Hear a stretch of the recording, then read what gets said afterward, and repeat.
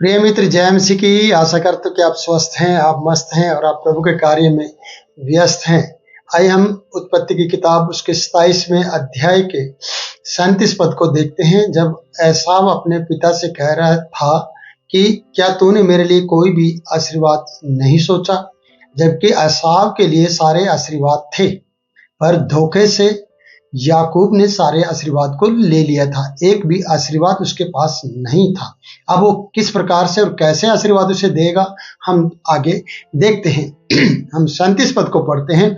यहाँ इस प्रकार से लिखा है, इसहाक ने एसाव को उत्तर देकर कहा, सुन, मैंने उसको तेरा स्वामी कर दिया है और अनाज और नया दाखमधु देकर उससे पुष्ट किया है। पहली बात है, मैंने उसे तेरा स्वामी कर दिया है और अनाज और दाखमधु देकर उसे मैंने पुष्ट कर दिया है। यह आशीर्वाद नहीं है प्रियो। ये जेलसी वाली एक बात है कि इस बात से वो और चिढ़ जाएगा और उसे चिढ़ना होगा, कारण कि ये बात वो मेरा स्वामी बना दिया गया है और दाखमधु और अनाज की बढ़ती उसे दे दी गई है, और इसलिए अब हे मेरे पुत्र, मैं तेरे लिए क्या करूं? मेरे पास कोई आशीर्वाद नहीं है। अनाज उस पर चला गया, दाखमधु की बढ़ती चली गई है, और लिखा है भाइयों का स्वामी से बना दिया गया है, अब तो उसके अधीन रहेगा। और आगे लिखा है कि मैं तेरे लिए क्या करूं। 38 पद है, 38। एसाव ने अपने पिता से कहा, हे मेरे पिता, क्या तेरे मन में एक ही आशीर्वाद है? इसके अलावा कोई आशीर्वाद नहीं है? कि तेरे मन में एक ही आशीर्वाद है? मैंने पहलौठे का अधिकार खोया है, सिर्फ इतना है। वो बता नहीं रहा, मन में उसके होगा ये बात। तो यहाँ क्या एक ही आशीर्वाद है? उसने अपने पिता से कहा है। आगे पढ़ते हैं, हे मेरे पिता, मुझको भी आशीर्वाद दे। पहले शोकवरी वाणी से कहा, अब फिर से कहा, मुझे आशीर्वाद दे। क्या तूने एक भी आशीर्वाद मेरे लिए नहीं सोचा? क्या तेरे पास एक ही आशीर्वाद, एक भी, या हे मेरे पिता, क्या तेरे मन में एक ही आशीर्वाद था जो तूने उसको दे दिया है, अब मेरे लिए नहीं बचा है? हे मेरे पिता, मुझको आशीर्वाद दे। और आगे लिखा है, उसके पिता इसहाक ने कहा, सुन, ये आशीर्वाद देखिए कैसे हैं, किस प्रकार के हैं। सुन, तेरा निवास उपजाऊ भूमि से दूर हो। यह आशीर्वाद है। उपजाऊ भूमि से उसे दूर रहना होगा, नजदीक नहीं। और उपजाऊ भूमि में कौन रहेगा? याकूब। तेरे तंबू में कौन रहेगा? जो नेक काम करता हो, जो खराई पर चलता हो, वो तेरे तंबू में बसेगा। यहाँ आशीषित व्यक्ति कौन बना देगा? याकूब। और एसाव फलवंत भूमि से क्या रहेगा? दूर रहेगा। उपजाऊ भूमि से तू दूर हो, यह आशीर्वाद है उसका। और ऊपर से आकाश की ओस तुझ पर ना पड़े। उपजाऊ भूमि से दूर रहेगा, ओस तुझ पर नहीं गिरेगी। यह आशीर्वाद है एसाव के लिए, इसहाक के। और आगे देखे 40 पद में, तू अपनी तलवार के बल से जीवित रहे और अपने भाई के अधीन तो हो। तलवार ही तेरी ताकत रहेगी, और तो अपने भाई के अधीन तो हो, पर जब तू स्वाधीन हो जाएगा तब उसके जुए को अपने ऊपर पर से तोड़ फेंके। बस ये है इसके लिए राहत कि जब तू स्वाधीन हो जाएगा और उसके जुए को अपने कंधे से तोड़ फेंकेगा या फेंकेगा। एसाव ने तो याकूब से अपने पिता के कारण से क्या किया? आशीर्वाद के कारण बैर रखा। एसाव ने अपने भाई याकूब से क्या किया? नफरत आएगी प्रियो, जब आपकी चीजें, आपका हक कोई और ले ले। कारण आपका ही है, गलतियां आपकी ही हैं। इस कारण से, जैसे इसहाक जो आशीर्वाद देना चाहता है इसे, लेकिन आशीर्वाद मिला याकूब को, क्योंकि याकूब सीधा व्यक्ति था। याकूब परमेश्वर के अनुग्रह में था। याकूब माता के अनुग्रह में था। याकूब अपने माता और घर परिवार के कार्य में हाथ बटाया करता था, लेकिन एसाव ऐसा नहीं करता था। इसलिए इनकी गलतियों के कारण से सारे आशीर्वाद चलते चले गए। बहुत सी गलतियां मैंने पिछली वीडियो में बताई हैं। यहां देखते हैं, उसने याकूब के आशीर्वाद के कारण उससे बैर किया या बैर रखा, और उसने सोचा मेरे पिता के अंत काल का दिन निकट है और फिर मैं अपने भाई को घात करूंगा। जैसे हाबिल को घात किया गया, कैन ने हाबिल को घात किया, ऐसे ही एसाव ने अपने भाई को घात करने के लिए सोच लिया कि मेरे पिता के मरने पर या मरने के बाद ही मैं इसका इंतकाम कर दूंगा। और आगे हम देखते हैं, फिर मैं अपने भाई याकूब को घात करूंगा। 42 पद। जब रिबका को उसके पहलौठे पुत्र एसाव की ये बातें बताई गई, तब उसने अपने छोटे पुत्र याकूब को बुलाकर कहा, माँ उसकी हर बात में साथ दे रही है, सुन, तेरा भाई एसाव तुझे घात करने पर है।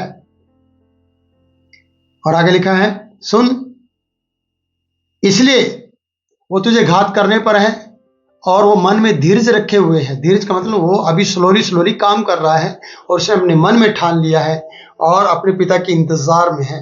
तो माँ उसका साथ देती है। हारान को मेरे भाई लाबान के पास भाग जा मेरे पुत्र, मैं चाहती हूं कि तू मेरे भाई लाबान के पास भाग जा और थोड़े दिन तक, अर्थात जब तक तेरे भाई का क्रोध ना उतरे तब तक उसी के पास रहना, जब तक इसका क्रोध ठंडा ना हो। एसाव का, याकूब तू मेरे भाई लाबान के पास ही रहे। प्रियो, वहां से मां उसे निकालती है। फिर जब तेरे भाई का क्रोध तुझसे उतरे और जो काम तूने उससे किया है उसका वो भूल जाए, तब मैं तुझे वहां से बुलवा भेजूंगी। ऐसा क्यों हो कि एक ही दिन में मुझे तुम दोनों से रहित होना पड़े। माँ फिर भी बड़े की चिंता कर रही है, छोटे की भी चिंता करती है कि तुम दोनों एक दूसरे को मार ना दे और मुझे दोनों से रहित होना ना पड़े। इसलिए जब क्रोध ठंडा हो जाएगा, शांत हो जाएगा, मैं तुझे बुलवा भेजूंगी और बुला लूंगी। क्या सच में जब हम अगली कहानी को जानते हैं, क्या रिबका उसे बुला पाई याकूब को? क्या याकूब उसके बुलाने पर वापस लौट कर आया? नहीं, वो कुछ समय के लिए गया था, लेकिन वहां उसको 20 साल लग गए हैं। गुनाह की सजा 20 साल है, हत्या की सजा 20 साल है।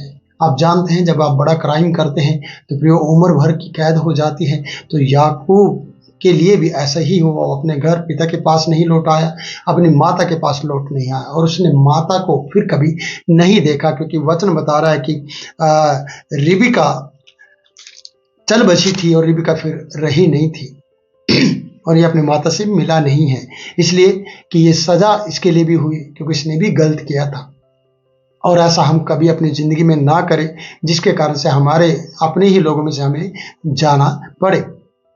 तो वहाँ ये इसको माँ ने इसे भेज दिया है और आशा और इसे भरोसा दिलाया है कि मैं तुझे बुलवा भेजूंगी, लेकिन ऐसा नहीं हुआ।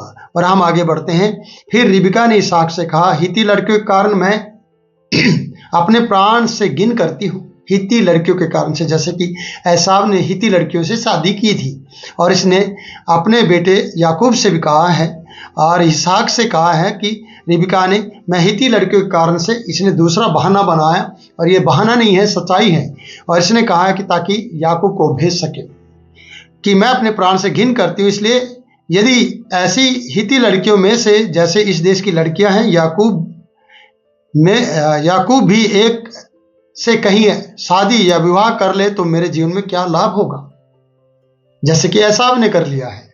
इसलिए उससे सलाह मांग रही है, उससे कह रही है और उसे भेजना चाह रही है और वो कह रही है कि मैं घिन करती हूँ ऐसी लड़कियों से। प्रियो, एक विश्वासी को ऐसी लड़कियों से घिन रखनी चाहिए जो उसके मुताबिक या उसके खुदा के मुताबिक ना हो। जैसे कि रिबका ने अपने पति इसहाक से कहा है कि मैं घिन करती हूँ, ऐसा ना हो कि याकूब भी उन्हीं लड़कियों से शादी कर ले जिससे मुझे नफरत है। तब इसहाक ने याकूब को बुलाकर आशीर्वाद दिया, फिर से आशीर्वाद दिया और आज्ञा दी कि तू किसी कनानी लड़की से विवाह ना कर लेना। और हम आगे भी पढ़ लेते हैं। पद्दनराम में अपने नाना बैतुएल के घर जाकर वहां अपने मामा लाबान की एक बेटी से विवाह कर लेना। एक बेटी से, और उसका वहां 2 बेटियों से विवाह होता है। और सर्वशक्तिमान ईश्वर तुझे आशीष दे और फलवंत करके बढ़ाए और तू राज्य राज्य की मंडली का मूल हो जाए। वह तुझे और तेरे वंश को भी अब्राहम की सी आशीष दे कि तू यह देश जिसमें तू परदेशी होकर रहता है और जिसे परमेश्वर ने अब्राहम को दिया था उसका अधिकारी हो जाए। और इसहाक ने याकूब को विदा किया और वह पद्दनराम को आरामी बैतुएल के पुत्र लाबान के पास चला, जो याकूब और एसाव की माता रिबका का भाई था। प्रिय, इस वीडियो में इतना ही। मैं कहना चाहता हूं कि माँ उसे वहाँ भेजना चाहती है और इसहाक ने भी उसे भेज दिया है और वहाँ चला गया है। जो उसका परिवार है, कुटुंब है, पर ये लौट कर जाने वाले नहीं हैं। इसहाक वहाँ नहीं गया है, रिबका वहाँ से आई है सिर्फ। और रिबका सोचती है कि याकूब लौट आएगा और मैं उसे बुला लूंगी, पर ऐसा आगे वचन में आपको मैं क्लियर करूंगा कि ऐसा हुआ क्या, ऐसा नहीं हुआ है। तो हम आगे अगली वीडियो में कुछ और बातें देखेंगे। तब तक के लिए मैं आपसे इजाजत चाहता हूँ। प्रभु आपको बहुत से आशीष दे। हमारी वीडियो को लाइक करें, शेयर करें और इन वीडियो से अपने जीवन में बदलाव करें। प्रभु आपके साथ बना रहे और प्रभु में आप बने रहें। God bless you.